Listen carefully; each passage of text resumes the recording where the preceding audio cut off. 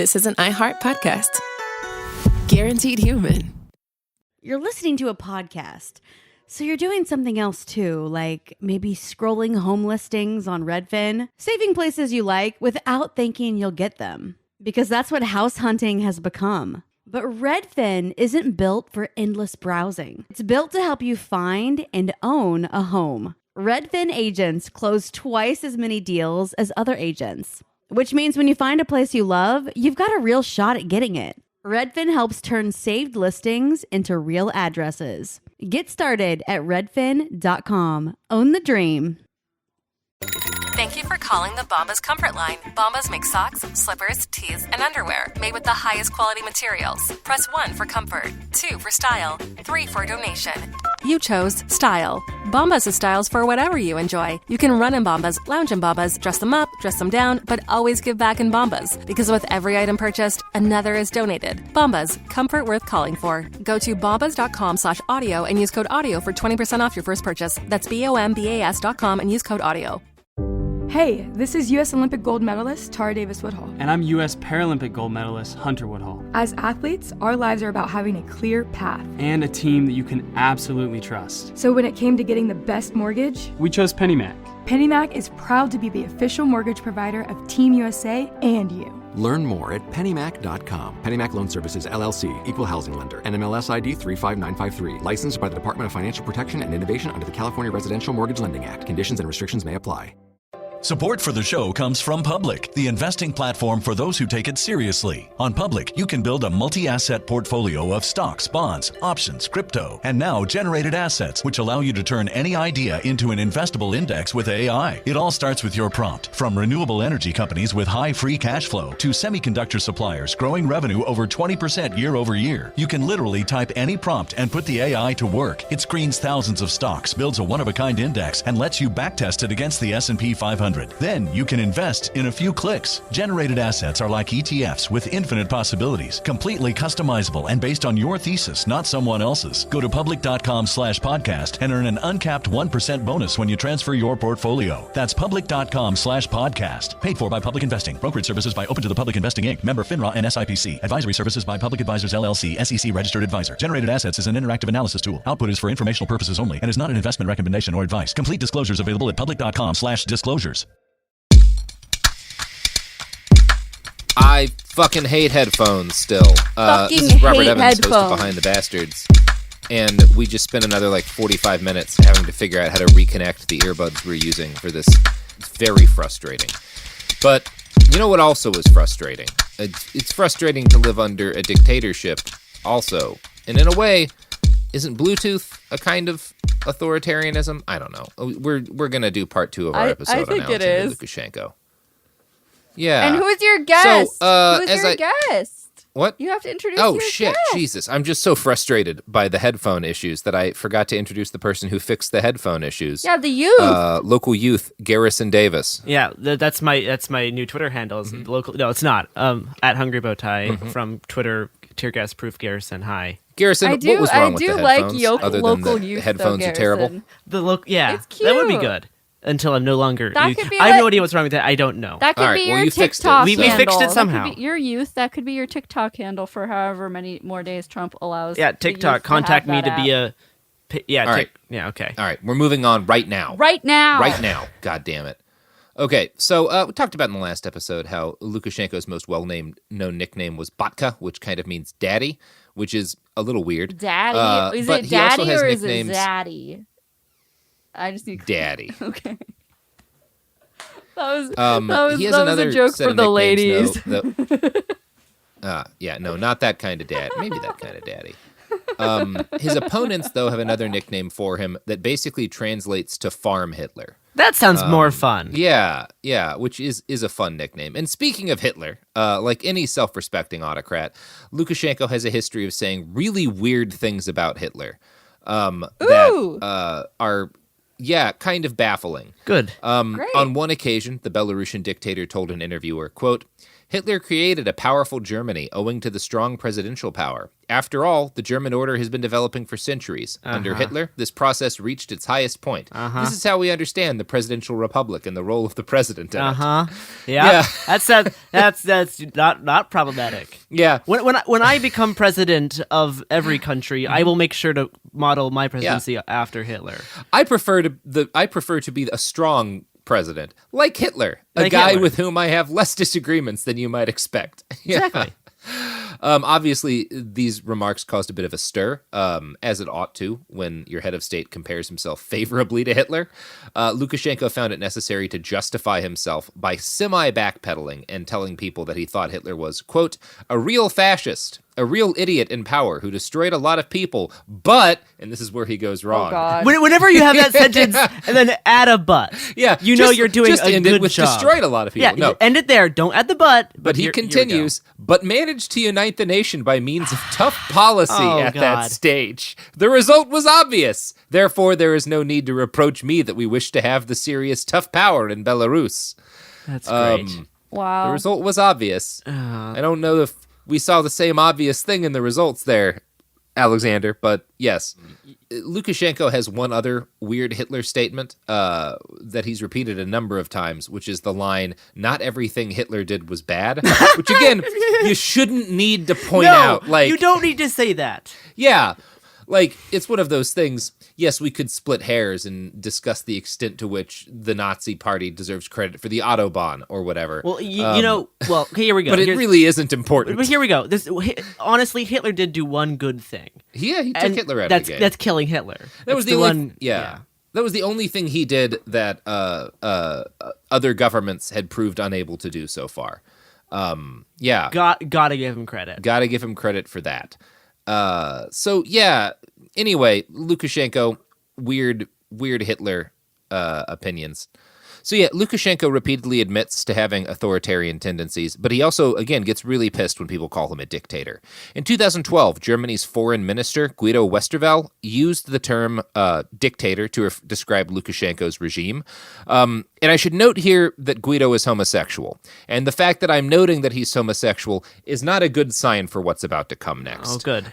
Because as soon as Guido called Lukashenko a dictator, Lukashenko responded, better to be a dictator than gay, which is like a ninth grade level.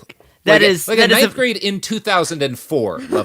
That's a very 2004 school grade. Mm-hmm. No, but at least I'm not gay. Mm-hmm. Ha ha. Yeah, well, you're gay. Yeah, it's good. Yeah, it's literally the thing that like we moved on from at like age 14 when I was a kid. Your generation's much better about that sort of thing. A little bit, yeah. Yeah. So in another interview, Lukashenko made it clear that he's capable of some nuance when it comes to LGBT issues. And I'm going to quote now from an interview he gave to The Independent. Lesbians are bad, but I do not... Again, not a great clause to start us out with. He has a lot of good sentences that add the word but. It seems to be a recurring theme. Lesbians are bad, but I do not condemn them. As with gays, this is not my understanding. I think it's absolutely unacceptable and negative. Okay, that's good. So at least he makes a distinction. He is fine with he's not fine with lesbians. Like, lesbians, they're not great. I'm not going to condemn them, but I refuse they're bad. to take a strong anti-lesbian stance. But you know who's really because bad? I think they're hot. Is those gays. Yeah, but they the are gays. The real problems. I feel fine condemning those.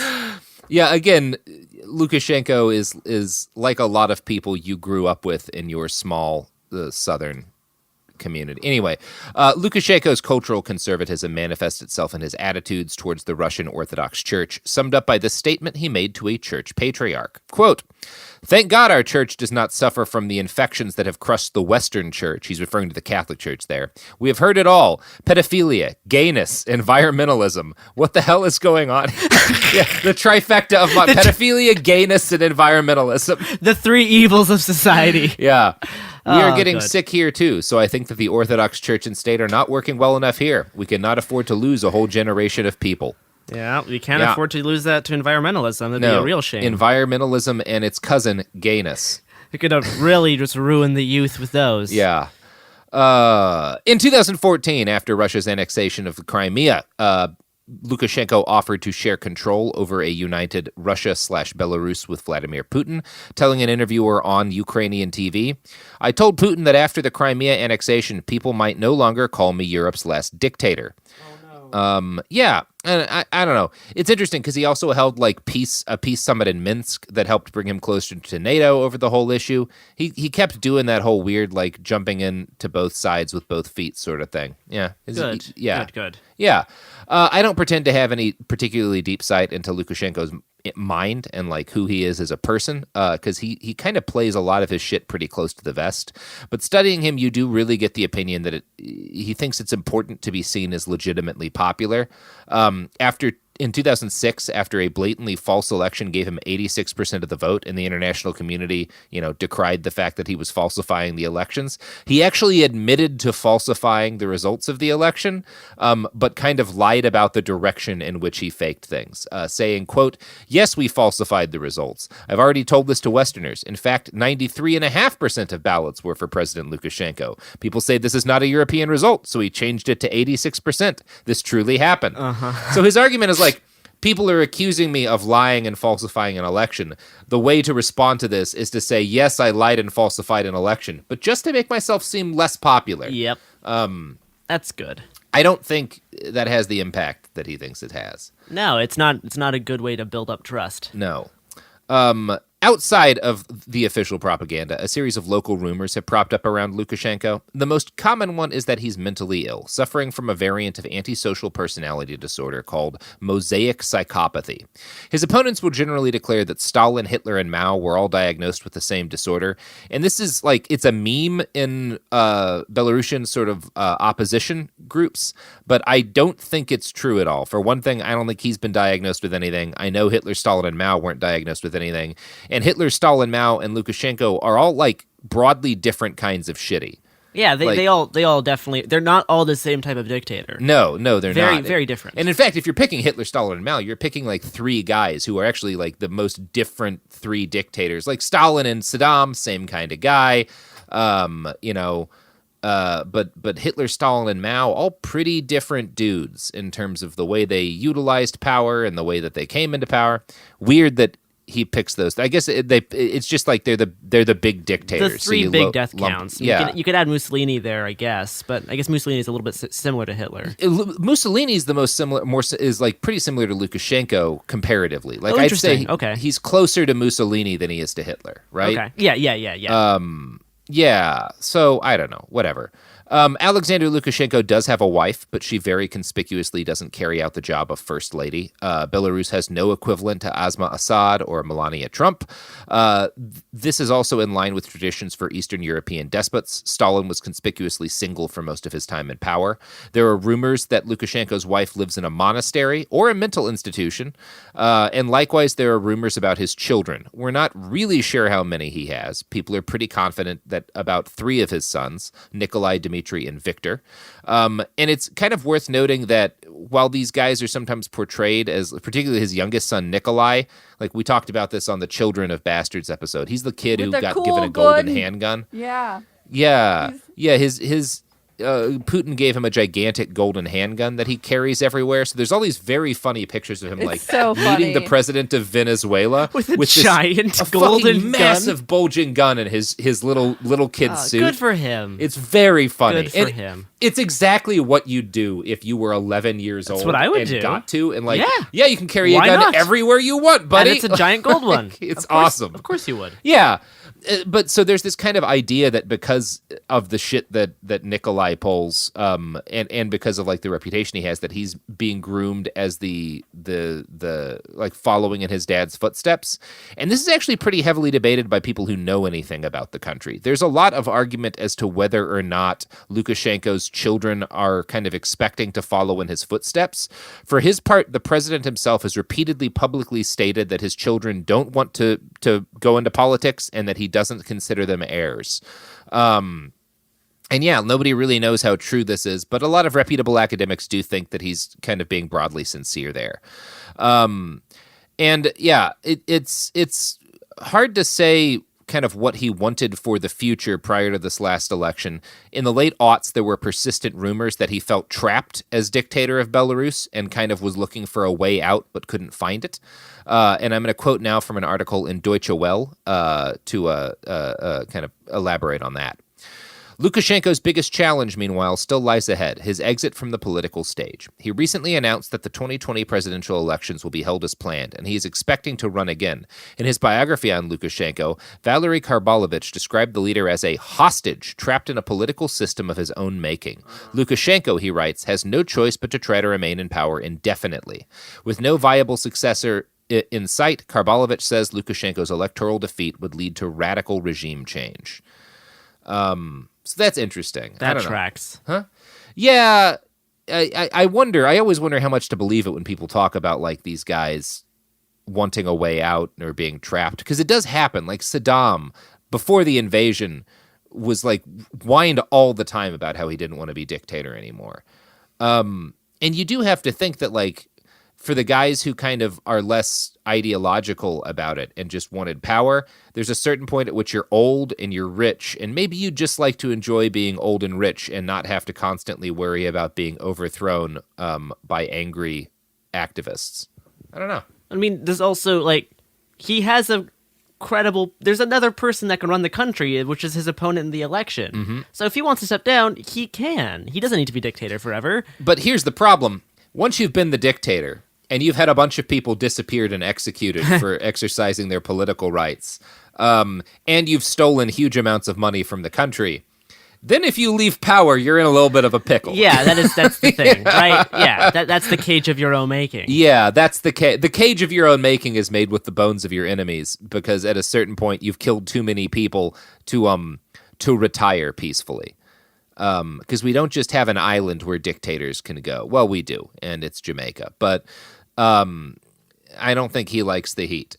So, yeah, he's in a complicated situation. And as with any controversial political leader, there's numerous rumors about how Lukashenko fucks. Both his detractors and supporters. Close your ears at this point, Garrison. Yeah, you're too pure. I'm covering my ears. There we go. Both his we know that the teens don't ever hear about dictators doing. I don't know. I lost track of the joke here. So both his detractors and supporters feel it necessary to tell stories about Lukashenko's supernatural sexual and erotic sexual prowess and his titanic erotic appetite. So like both people who like him and hate him need you to know how fuck hungry he is, which is kind of a weird, I don't know. I guess that's just Belarus. One tabloid newspaper, clearly pushing a government line of propaganda, described an alleged adulterous relationship by the president and wrote that Lukashenko is the only candidate who is potent. Like, was basically like, look, he fucks around on his wife because he's the only person in Belarusian politics who can get it, which is an interesting line to take. In 2013, Lukashenko was asked by a Svoboda journalist how long he felt his political career would last. This was a polite way of asking, do you plan to be dictator for life? Lukashenko responded, if people will elect me, then you will have Lukashenko for as many terms as you elect him, if, of course, health will allow him. He then added, if you have any doubts about my health, let's take skates and skis, and tomorrow we will try. Let's run 10 kilometers. If you come first, then tomorrow you will be president. Yay! I love That's a good system. Dictatorship of the marathon. That's my favorite political system. It would be cool if I could just challenge the president to a fucking 10K and then get to be president. This is what I hope I would so beat the president at a 10K. The thing is now is because the election here is such a big mess, we could just have Joe Biden challenge Trump to a push-up contest and then the winner just be president. I mean, has he kind of always... He already has talked about that, but now that could just be the way we win the presidency. I don't have confidence. Just have two old men in their 70s do push-ups push-ups and see what happens. No, I don't think either of them could... I don't know if I think either of them could do one good push-up. I'm going to be honest. I don't think so either. But if we want... They're so trash. Yeah. They're so old and trash. But Kamala could do more push-ups than Pence, I'm fairly sure. Yeah, probably. But they can't be on the stage together because right, isn't allowed to be on the stage with. It's against his religion to sweat near a woman he's not married to. So I don't think he's going to agree to that in the first place. That's a weird one. Now, I think the best Lukashenko propaganda I've come across is, again, from that Belarus country study guide that was produced with help from the Belarusian government. And I wanted to read a few fun Lukashenko facts that they put out in their, like, broken Belarusian to English translated text, because it's fun. Lukashenko has always willingly indulged in sport. The head of the state is sure that enormous psychological strain he undergoes every day and nervous stress can only be removed by activity going in for sport. That's great. Yeah. Although every minute of President's time schedule is entered in the records, he tries to find time amidst the state affairs to come up to a bookshelf. Reading books for him is a most pleasant occupation. He obtains satisfaction whenever he gets acquainted with technological novelties, with latest achievements of the scientific mind. He seems like a real eccentric fellow. You obtained satisfaction from a technological novelty earlier today, and then it broke immediately. Yeah. Never buy headphones. Yeah. I love the way they describe when he needs a relaxation, he comes up to a bookshelf. That's what I do. When I need to feel relaxed, I go up to my bookshelf and just reading stare books at it for him hours. is a most pleasant occupation. So, over the last 20-some years, Lukashenko's political agenda has evolved from a vague platform of anti-corruption to more or less supporting return to the old Soviet economic system with minor market elements.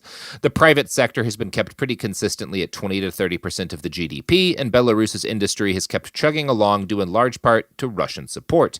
Not only did Russia sell cheap oil to Belarus, but they bought the Soviet-style products still made in its factories. So, like, all of the Kirkland brand products in Russia are all from Belarus. So, like, you can get, like, a stove that's made somewhere else in the world, or if you want a cheap stove that just works, you get the Belarusian version. You get the Belarus brand. Yeah. And yeah, they were, like, and that's part of what has kept their economy chugging along. Sure. So yeah, Lukashenko pretty much based his entire political capital on stability, but most of that stability has been an illusion. For example, for most of his time in power, Belarus shot to provide workers with an average monthly wage of around $500. Unfortunately, the state was rarely able to afford more than about half of this, so they came to rely on regular loans from Russia, particularly in years like 2011 when Belarusian inflation topped 109%. Oh, good. Yeah, that's not good in amounts of inflation. But Russia said no sometimes, which is, again, part of why, like, Lukashenko started making more overtures for the EU. And he's also gotten loans from the IMF and the European Union, which means he's kind of in debt to everybody a little bit, which is, I don't know, an interesting situation to be in. Now, in general, Putin and Lukashenko have had kind of more of a tumultuous relationship than most media tends to present. Belarus and Russia are on paper part of that economic union that was always meant to progress to being a political one. And at first, folks assumed that Lukashenko was a puppet of Putin's, kind of inevitably bringing his country into this, like, union of Russia and Belarus. But over the years, Lukashenko's, like, repeatedly pulled back, like, right at the moment where they might take a step forward towards that. And again, it's kind of like he's being a little bit of a cock tease with Belarus. Like, oh yeah, we're totally gonna, like, we're gonna get hitched. Don't worry.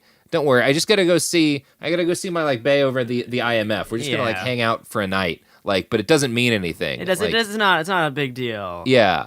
So last Christmas, Lukashenko presented Putin with a gift that some people see as a fuck you to Russia over the fact that they started, like, demanding repayment of things and kind of... Anyway, the gift was 3 sacks of potatoes and a bunch of, like, rendered pork fat, which is a weird thing to, like, bring to your buddy's house as a Christmas gift.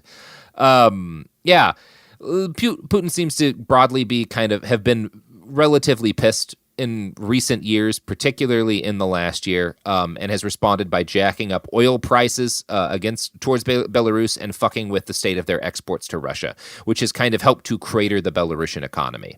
Now, all of this has meant that for the last few years, Belarus has been anything but stable.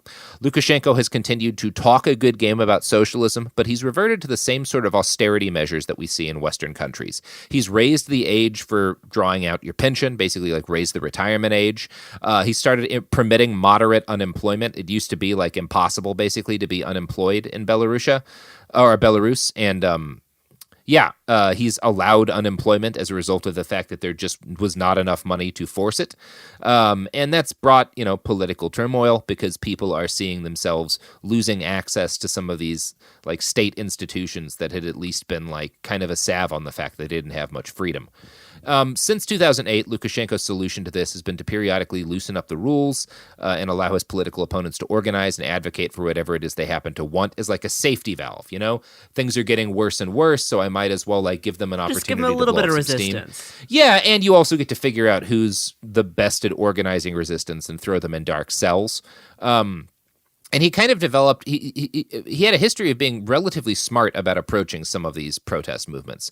So, for example, when mine workers went on strike over a delay in wage payments and demanded to be allowed to join a new non-state-owned union, Lukashenko made sure that they got their money and they got a 50% raise. But then as soon as that was done, he fired all of the leaders who'd organized the strike, and he also fired all of the heads of the new union. That's healthy. Likewise, yeah. But you know what is really healthy, Sophie? I do, Robert. I think I do. Yeah. The products and services that support this podcast. Extremely healthy, Yeah. Very healthy. Never fired the heads of a mining strike. Well. Maybe. Well. Maybe a few of them. Probably. Yeah. No comment.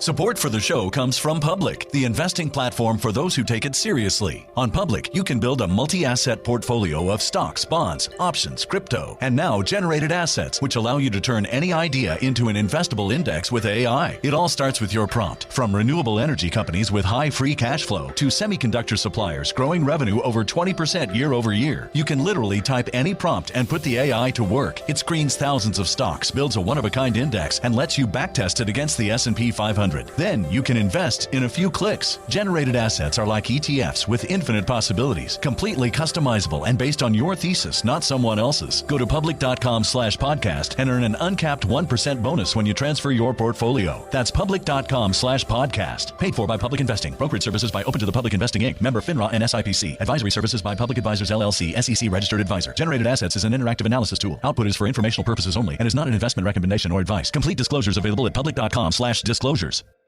This is Jacob Goldstein from What's Your Problem? Business software is expensive, and when you buy software from lots of different companies, it's not only expensive, it gets confusing, slow to use, hard to integrate. Odoo solves that because all Odoo software is connected on a single affordable platform. Save money without missing out on the features you need. Odoo has no hidden costs and no limit on features or data. Odoo has over 60 apps available for any needs your business might have, all at no additional charge. Everything from websites to sales to inventory to accounting, all linked and talking to each other. Check out Odoo at odoo.com. That's odoo.com. Sink into affordable luxury. Anabay is the only machine-washable sofa, inside and out. With stain-resistant slip covers and a cloud-like frame duvet, everything goes right in the wash. Plus, the modular design lets you change the look of your space anytime. Visit WashableSofas.com to upgrade your home. Shop up to 60% off site-wide, with sofas starting at just $699 and a 30-day money-back guarantee. Shop now at WashableSofas.com. Offers are subject to change, and certain restrictions may apply. There's no championship league for small business owners, but if there was, you'd be at the top of the standings. Because going pro with Lenovo Pro means you've got the winning formation, one-on-one advice, IT solutions, and customized hardware powered by Intel Core Ultra processors help you stay ahead of the competition. Business goes pro with Lenovo Pro. Sign up for free at lenovo.com/pro. Lenovo.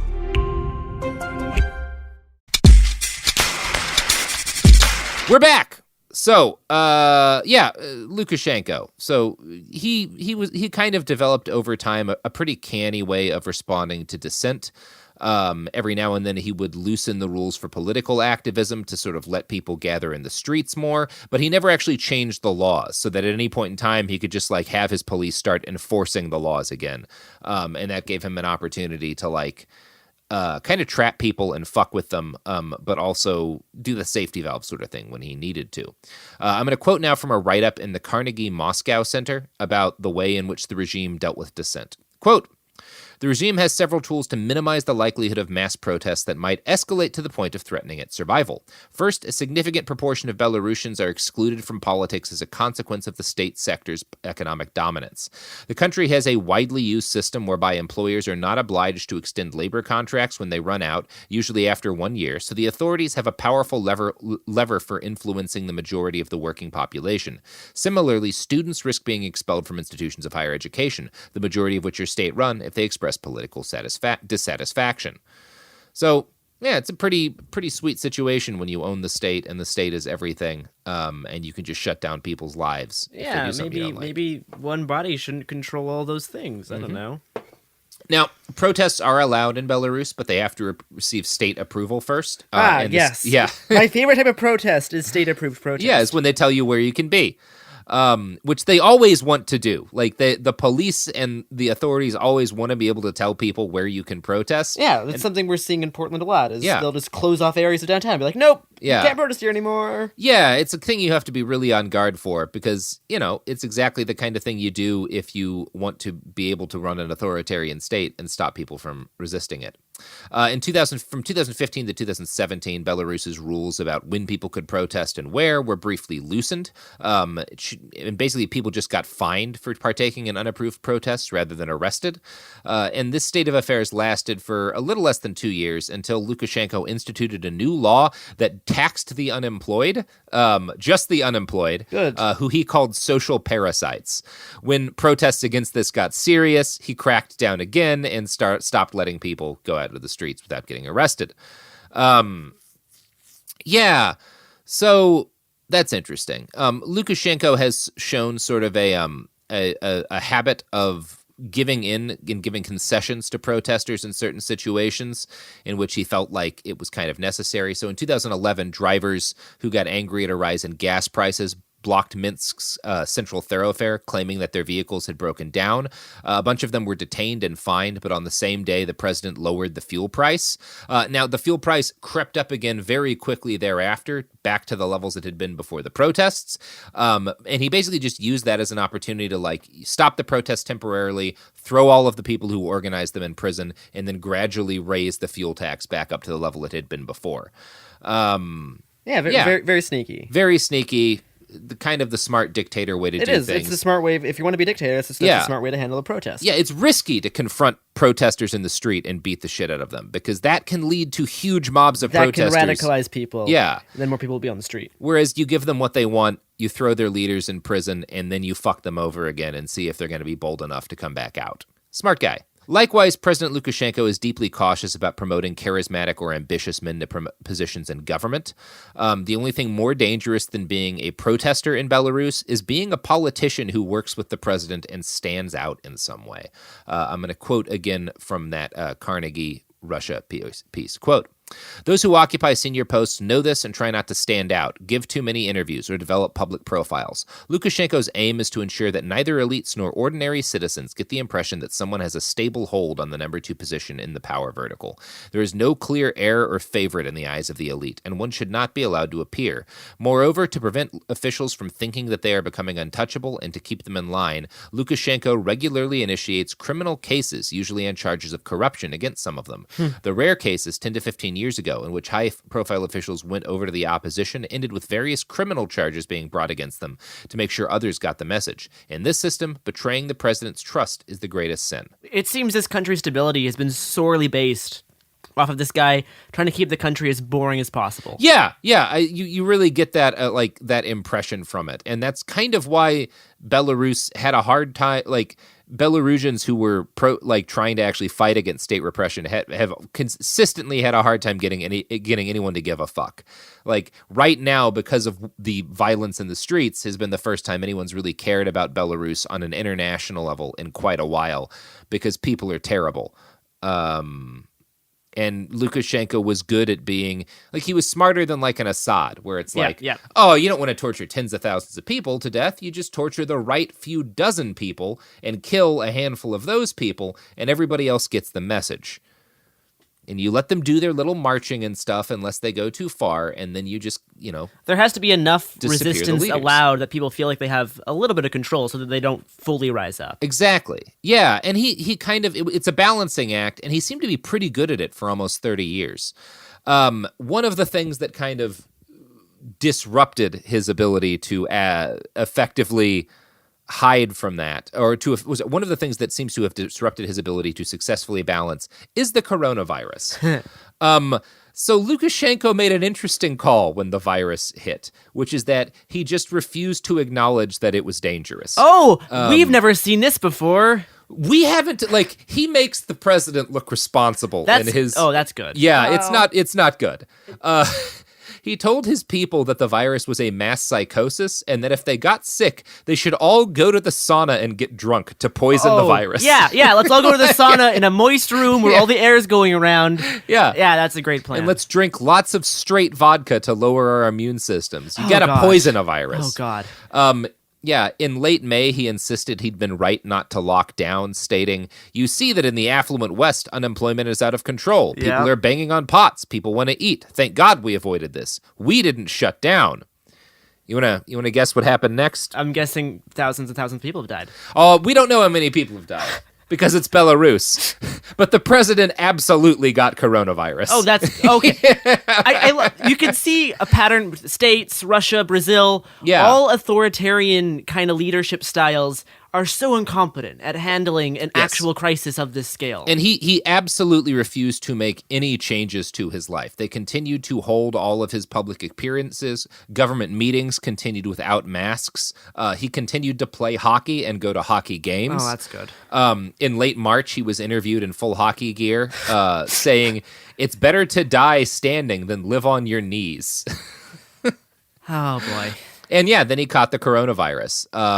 He says he was asymptomatic, but he does not describe being asymptomatic. And he told an interviewer, "I apologize for my voice. Lately I have to talk a lot, but the most surprising thing is that today you're seeing a person who managed to power through the coronavirus standing on his feet." Good for him. Doctors made this conclusion yesterday. It was asymptomatic. Like I said, 97% of our people go through this illness without symptoms. And thank God I've managed to get into this group of asymptomatic people, which is not true at all. There's no. He cited no actual statistics from his health ministry or whatever to make this claim, but also he was clearly apologizing for the fact that his throat sounded shitty. I wonder because why he'd gotten sick. Very funny. Not funny, because an unknown number of Belarusians died from the virus. Again, we have no actual data on how many of them got sick, but we do know that Belarusians were so desperate at the complete lack of support provided by their government that they started taking to GoFundMe in massive numbers. One campaign purchased more than $130,000 worth of respirators for doctors and nurses, which were going for $16 a piece on the streets. Okay. Because there just weren't masks available. So people have been crowdfunding basic medical supplies for their doctors in Belarus, a supposedly socialist state, because the government just refused to admit that the coronavirus was a thing. And it is weird that you've got Belarus, the closest thing we have to the USSR left on the planet, except, I don't know, maybe Cuba or something. And you've got the United States, which is, this bastion of capitalism. And they both kind of wound up in the same position. Yeah. Where civilians were using crowdfunding. Yes, to help out doctors. This is a sign of a perfect working system when you have people having to use a crowdfunding site for their medical care. This is a sign that everything is fine, nothing is wrong. Yeah, it's great. For his part, Lukashenko, refused to cancel any, anyway, over the years, Lukashenko clearly grew comfortable with the idea that his words could manipulate and dictate reality. He could change his own birth date, the nature of his dad or whatever, at a whim for whatever was politically convenient. And again, kind of like we saw with Trump, he ran into the coronavirus, which is this thing that, you can't manipulate. You can't fake your way. You can't lie to it. No. Yeah. It's just a virus. And it will get you sick if you don't take certain precautions. But, he let it spread like wildfire through Belarus, and that sucked. And it happened to be also that this year was a presidential election. And so the kind of campaigning season started just as the coronavirus was really biting and the economy was hitting a nosedive. And there was no way for him to hide the rot, right? You can't, as the president, claim, I kept everything stable while people are sick and out of work. Yeah, it's hard to just propaganda this one away. Exactly. There's a certain point at which the lying does not work. A government poll taken in April of 2020 found that only a third of Belarus trusted the president. Opposition candidate, and this is, again, a poll his own government released. That's always my favorite type of poll. Yeah, not great. Results. Opposition candidates began to come out of the woodwork to oppose his rule. There were 3 of them initially. One of them was a guy named Sergei Tikhanovsky, who's a famous YouTuber who grew to local fame by putting out videos highlighting corruption and incompetence within the government. And then there were 2 other opposition politicians who were kind of prominently running against the president, and they all get arrested almost immediately. And then, which is normal, right? Yeah, that's what happens every election. Happening. But then something weird happens. The wives of all 3 of these opposition politicians get together and decide to run one single campaign together. Whoa. So they merge their support in campaign, and they throw all of their support behind the wife of the YouTube star who got arrested, a woman named Svetlana. And they start running a really credible campaign. Whoa. In a matter of days, they collect 100,000 signatures necessary to register as a campaign with regime-controlled election authauthorities. And the regime lets them. And you get the feeling it's because they thought that it's just the campaign so silly. was doomed. Yeah, they thought it was just not good. There's no chance. Yeah, Lukashenko would kind of crudely say something along the line, mockingly say, I don't think we're ready for a female president here in Belarus. But she kept getting more popular and more popular and more popular. And something really neat happened where, as this is all going on, starting with the coronavirus pandemic, people in Belarus started getting onto apps like Telegram in increasing numbers, hundreds of thousands of them who hadn't been before, to organize these drives and donations and providing basic medical supplies to medical professionals. And they were on all these platforms when the campaigning started up. So they began, there was this one app created that allowed them to track votes. And track what people were voting for so that they could have an accurate, updated by the minute count of how people were really voting to compare to the government tallies on the election. And also you have all these people who are able to get organize voter drives and stuff like that to actually run a really competent campaign that very quickly overwhelmed the president's all of the state repressive measures he'd spent decades building up. And it kind of works. I'm going to quote next here from a write-up in Vox. Quote, "Experts told me Lukashenko usually allows some opposition candidates to run against him. Doing so lets the regime keep the appearance of a fair election and also allows those with grievances to address them once in a while, hoping complaints die down soon after the vote. That seems to have happened in this case, but the president also didn't seem too threatened by Tikhanovskaya's candidacy. One reason was that Tikhanovskaya had no political experience at all. In fact, she'd never spoken at a political rally before. The other was that Lukashenko holds sexist, outdated views of women. Society is not mature enough to vote for a woman," he said in July, adding that the weight of the presidency would lead her to collapse, the poor thing. But Tikhanovskaya didn't collapse under pressure. Instead, she united the opposition and brought hundreds of thousands of people into the streets in support. So yeah, they put together this campaign. They have the sign for this campaign was a heart and a fist in a fist thumping position, and a V for victory. And yeah, it all works. So you're saying a grassroots movement led by a woman is a vibe? Led by 3 women. Is a vibe? Yeah, it's definitely a vibe. And because protesters have this vote tracking system that they've all set up together independently, they're able to keep track of how the votes are actually going when the government lies about it, which is what happens. There's an election. Cool. the early polls, which seem to be like the credible polls, suggest that about 80% of people voted for Svetlana. The government claims that 80% of people voted for Lukashenko, which again has happened every election. But this time, when he claimed that he'd won by an overwhelming margin, everyone knew it was a lie because they were all online talking to each other. So like, and you'll hear this in interviews, people being like, well, I just assumed he must have a bunch of supporters elsewhere. And like, so that's why he kept winning. But now people were online with hundreds of thousands of their citizens, and everyone was saying like, no, none of us voted for Lukashenko. Fuck we're this guy. all in communication. We know who we voted for. This guy wasn't it. Yeah, we're all talking. And so that's what takes all these people out into the streets. And we're going to talk a little more about what happened next. But first, you know what's better than going to the streets? But buying the products and services participating that support this podcast? in the rat wheel of capitalism, which provides us with satisfactory answers to all of our needs that are so much better than getting out in the streets and bricking windows, all of that bad stuff you don't need with products and services. God, I hope it's a dick pills ad. Support for the show comes from Public, the investing platform for those who take it seriously. On Public, you can build a multi-asset portfolio of stocks, bonds, options, crypto, and now generated assets, which allow you to turn any idea into an investable index with AI. It all starts with your prompt. From renewable energy companies with high free cash flow to semiconductor suppliers growing revenue over 20% year over year, you can literally type any prompt and put the AI to work. It screens thousands of stocks, builds a one-of-a-kind index, and lets you backtest it against the S&P 500. Then you can invest in a few clicks. Generated assets are like ETFs with infinite possibilities, completely customizable and based on your thesis, not someone else's. Go to public.com/podcast and earn an uncapped 1% bonus when you transfer your portfolio. That's public.com/podcast. Paid for by Public Investing. Brokerage services by Open to the Public Investing Inc. Member FINRA and SIPC. Advisory services by Public Advisors LLC, SEC registered advisor. Generated assets is an interactive analysis tool. Output is for informational purposes only and is not an investment recommendation or advice. Complete disclosures available at public.com/disclosures. This is Jacob Goldstein from What's Your Problem? When you buy business software from lots of vendors, the costs add up and it gets complicated and confusing.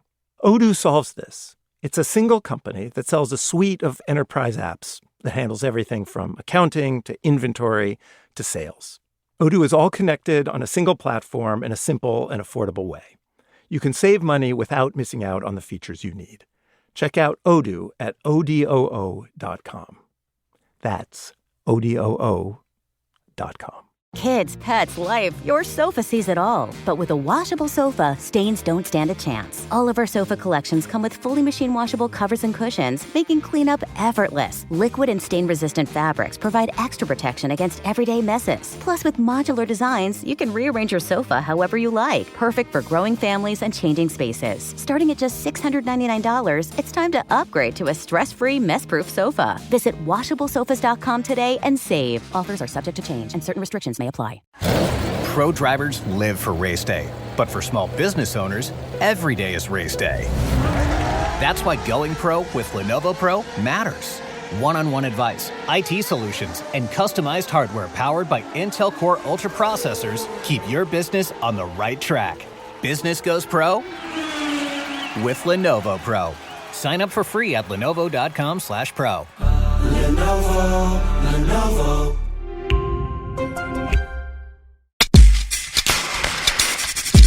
We're back. Okay. So, yeah, it was a really interesting situation. So, basically, Svetlana and these other women, like the wives of these candidates, run this incredible grassroots campaign that by all accounts outside of the Belarusian regime fucking wins. And you'll hear, so like, Tankies, people who listen a lot, are a group of people I don't like much. And they're basically this group of leftists who finds a reason to defend every dictator and a reason to criticize every movement against a dictator who isn't in line with the United States. Because if you're not a fan of the U.S., then it doesn't matter how bad a dictator you are. Anyway, I don't like Tankies. One of the things that they will attack Svetlana's campaign from is that one of the proxies that she picked for her campaign, like a local activist who was sort of campaigning for her, praised Adolf Hitler in speeches, which is a bad thing to do. But also Lukashenko but definitely also so never... did the president repeatedly. It's not like he didn't praise Hitler. It's like, if you are going to say, like, I agree with you, it's a problem that this person's vetting was so bad that they picked like an election proxy who who says nice things about Hitler. But the president repeatedly says nice things about Hitler. So that may not make the point you want it to make in this case. Which is like, yeah, it's bad that happened, but also, come on, like the guy that they're running against has repeatedly talked about how good many of the things Hitler did is. Maybe this is a sign that nobody who runs for president makes great choices. I mean, we're saying it's like it's like telling people they should vote for Trump instead of Biden because Biden's creepy around women. It's like yes, but also Trump. Yeah, like that's not a good argument to vote for Trump because they're both creepy around women. Yeah, so. and I don't want to like criticize Svetlana here because I honestly, you get the feeling like she never wanted to be in politics. She probably just didn't really think much about vetting people, and nobody can be that good in Belarus at running a political campaign. It's not like they have much experience because it's been illegal. So I'm going to give her a pass on the fact that one of the people she hired wound up having said some dumb things in the past. Yeah, it doesn't seem cancelable to me. Yeah, and it was one of those things. So she would say things sometimes in speeches that were like kind of broadly, let's say, gender traditional. So she would repeatedly make the claim that like, I would rather be preparing cutlets for my children than running for president, but like I just have to do it, which you can feel about the way you want. But it's also, what's a politician? It's a politician. It plays well, right? Yeah. Like it's a very pretty patriarchal society, and that'll get people who might not otherwise vote for a woman on board who's like, no, it's a protest vote. Like, exactly. Yeah. She also said some stuff that I think is pretty cool. I don't need power, but my husband is behind bars. I'm tired of putting up with it. I'm tired of being silent. I'm tired of being afraid. And obviously one of the things that's really tragic about this, in the immediate wake of the election, all these protests start up, things become like very violent very quickly with state security forces cracking down, and she has to go into hiding. She sends her children out of the country first, in which she's actually in the same boat with Lukashenko, because it's heavily suspected, although not 100% proven. Like the presidential aircraft, Belarus's Air Force One, flew to Turkey as soon as things started getting bad, and it's believed that Lukashenko's family was on board. Okay. Yeah. Do we know where he is right now? I think he's still in the country.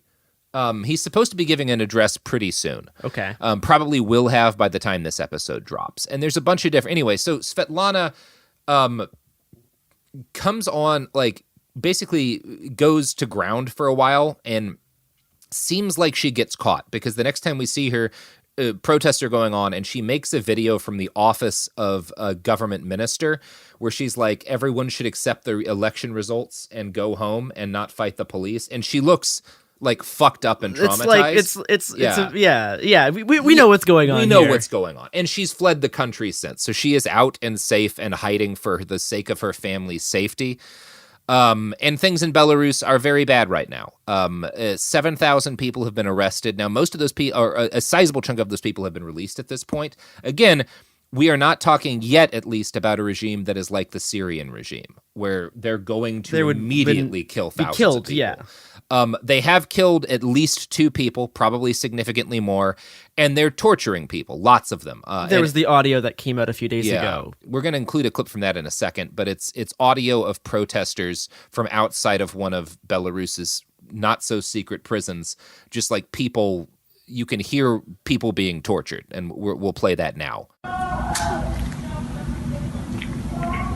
So yeah, that's horrifying. Not great. Not great. Not great, but it hasn't stopped people from coming out. And in the last, as I deliver this, things will be in a different state by the time you hear this.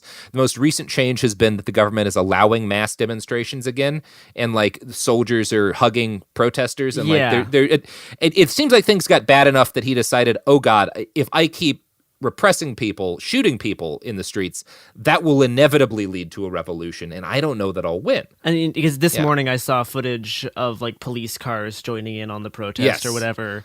Yeah. And it's hard to say at this stage, because there have been, one of the things that was happening is there were viral videos of members of like even Belarusian special forces throwing away or burning their uniforms to be like, we're not going to hurt our people. And maybe that was enough of a problem that he realized he had to change his response. I can't tell if because there have been cases in history where like police and military forces joined with protesters and then the government got overthrown. Yes. Right?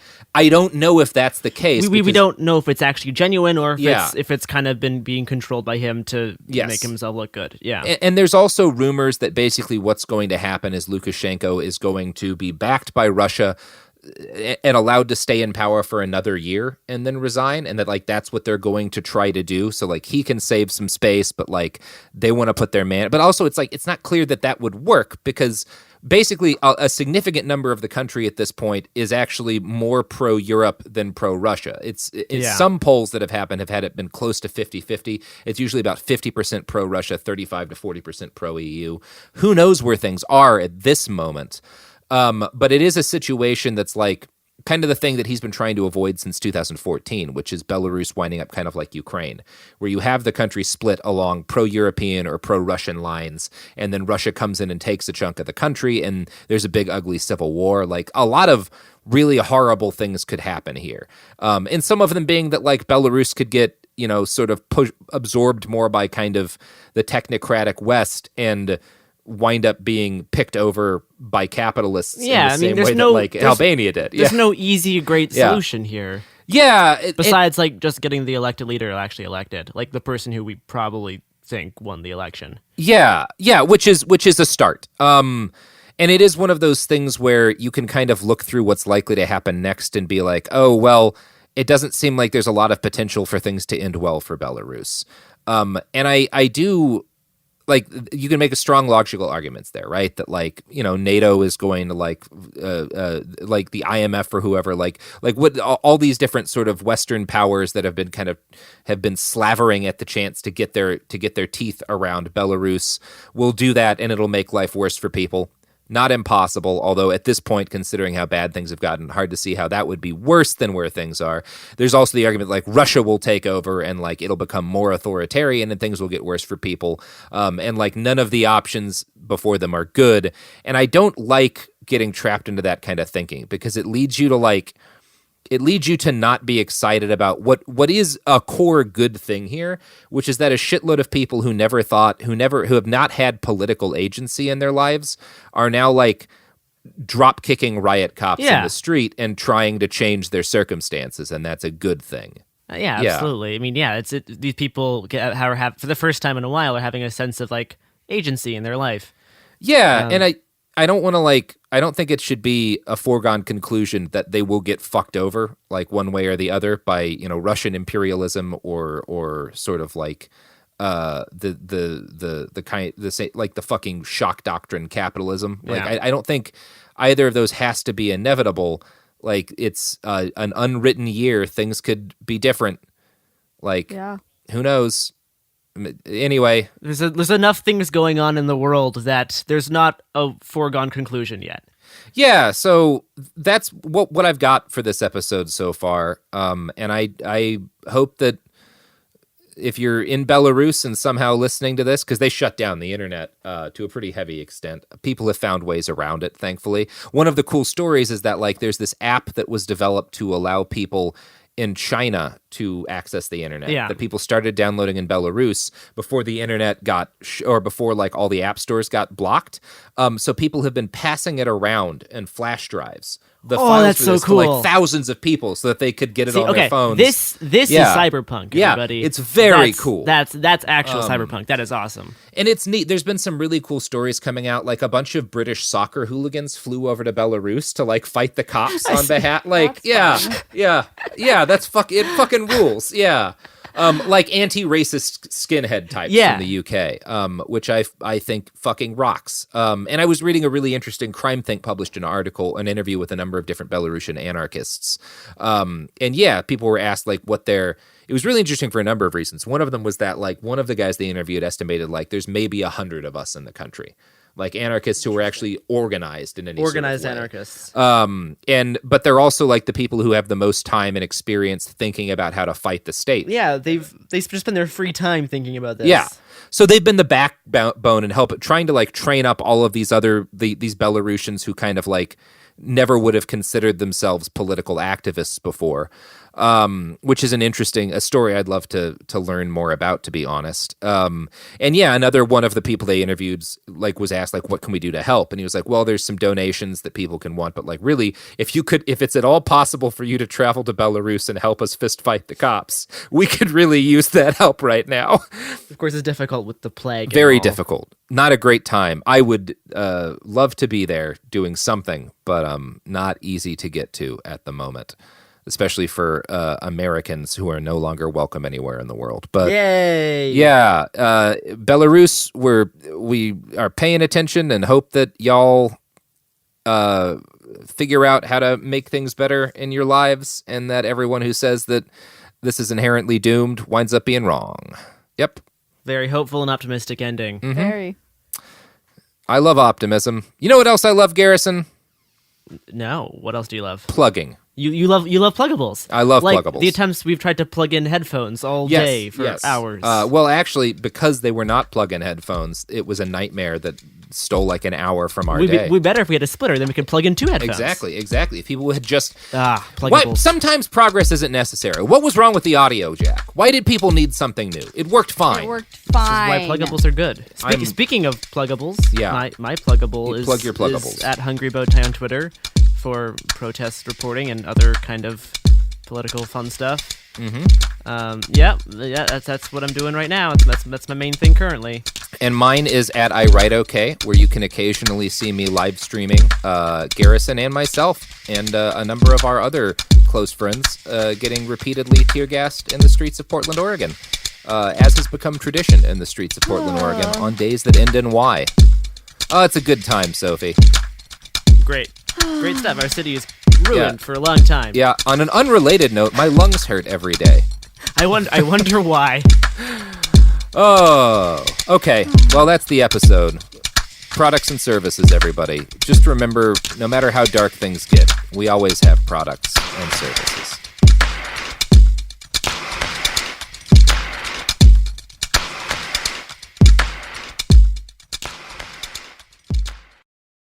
A BetterHelp ad. We get it. February is full of flowers, candy, and, of course, lots of talk about relationships. It can feel like everyone else has it all together in their love lives. But the truth is, we're all still figuring it out. Whether you're working on your marriage, navigating the dating apps, or prioritizing staying single, no matter where you are, you're right on time. Therapy can help you find your way and take some of the pressure off yourself so you can determine what you want, what feels heavy, and how you can feel lighter. Just a little bit of outside perspective from a professional can lead to new understanding and a lot of progress. So the next time you're feeling iffy about your love life, try therapy with BetterHelp and see where it takes you. And remember, you're right on time. Visit BetterHelp.com for 10% off. That's BetterHelp.com. This is Jacob Goldstein from What's Your Problem? Business software is expensive, and when you buy software from lots of different companies, it's not only expensive, it gets confusing, slow to use, hard to integrate. Odoo solves that because all Odoo software is connected on a single affordable platform. Save money without missing out on the features you need. Odoo has no hidden costs and no limit on features or data. Odoo has over 60 apps available for any needs your business might have, all at no additional charge. Everything from websites to sales to inventory to accounting, all linked and talking to each other. Check out Odoo at odoo.com. That's odoo.com. Life gets messy. Spills, stains, pet accidents, and kid chaos. But with Anabe, cleaning up is easy. Our sofas are fully machine washable, inside and out, so you never have to stress about messes again. Made with liquid and stain-resistant fabrics, that means fewer stains and more peace of mind. Designed for real life, our sofas feature changeable fabric covers, allowing you to refresh your style anytime. Need flexibility? Our modular design lets you rearrange your sofa effortlessly.